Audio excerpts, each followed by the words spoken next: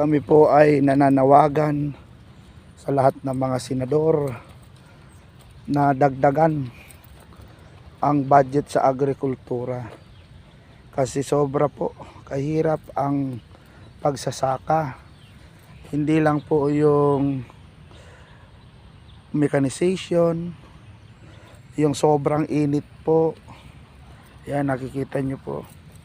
Yung mga itinatanim, yan, natutuyo. Yung tigas ng lupa.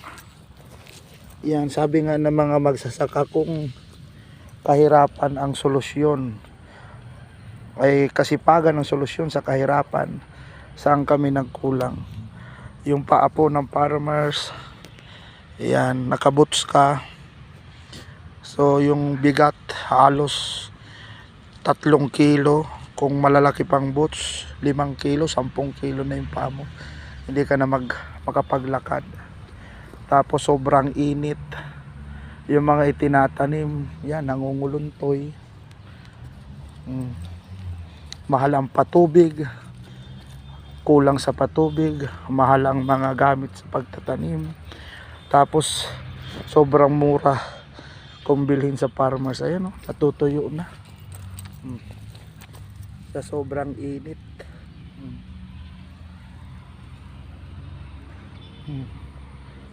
Kailangan maghabol. Wala tayong magagawa. Sobrang tigas.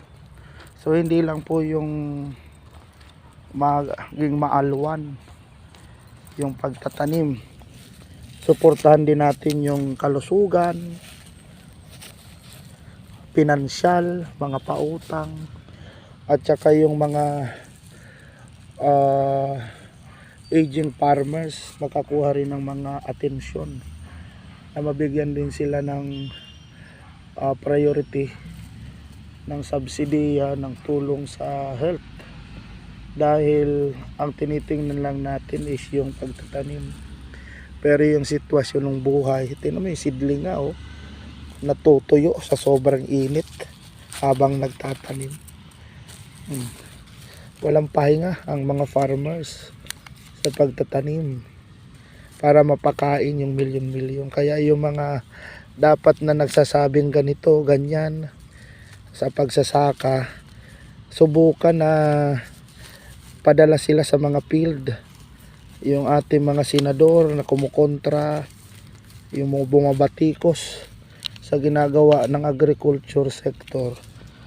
Tingnan natin kung ano ba yung kalagayan ng farmers. Padala rin sila dito, pagtanimin sila sa mga field para malaman nila kung ano talaga yung buhay ng ating mga farmers, kung ano yung nararanasan ng init. Sobrang init. Yan, tapos madikit pa ang lupa, hindi ka makapag tanim ng maayos. Sobrang tigas, oh.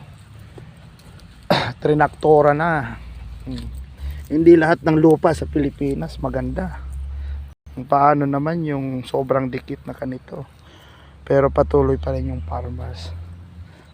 So paggamit natin yung mga ID land, katulad nitong napakalawak na nasa Bureau of Correction, para mataniman, at dagdagan natin yung suporta sa mga farmers sa pinansyal, sa health, sa pagpapaaral ng kanilang mga anak, at sa mga ayuda, inputs.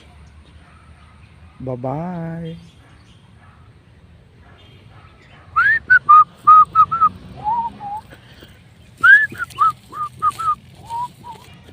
Yan, kung hindi nyo lalagyan ng mga organic katulad na yan, wala din, hindi bubunga ng maayos, hindi sila lalaki. Hay nako. Sabi nga ng farmers, kung akin ang lupang ito, oh, lahat na yan, ibebenta ko na lang. Sa hirap magsaka.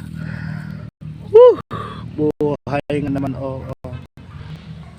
Hirap kumita ng pera. Tulungan natin yung ating mga magsasaka para hindi na ibenta yung kanilang lupa. Ay, bye-bye.